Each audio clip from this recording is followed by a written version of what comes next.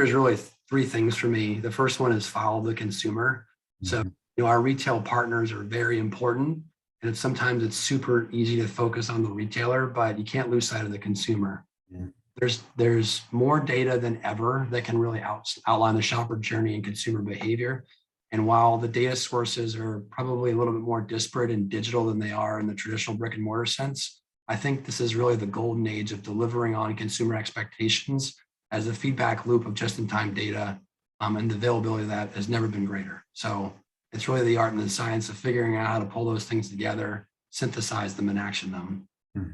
Second thing I think is diversity matters. And I'm not just talking about, people, but I'm also talking about experience. From my point of view, I think to be an effective leader today, you just can't stay in one lane. More and more, everything is tied together in a broader ecosystem. So if you challenge yourself to map out a career that gives you exposure to different disciplines and understand how it fits together, challenge your leadership on that journey as well.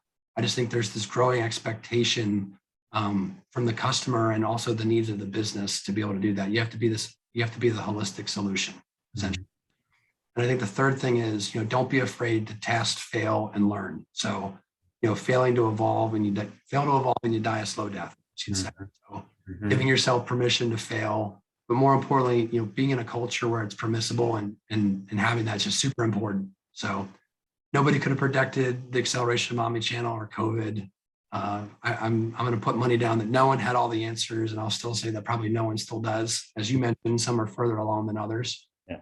When you have a good strategy and you can limit your liability, align with the organization what success looks like, execute it, measure it, assess it, make your decision, and live with it.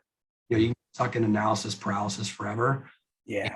Now with all the data you have, you can be more agile and take some of those, small risks that in many cases can prove out to be transformational decisions for the organization.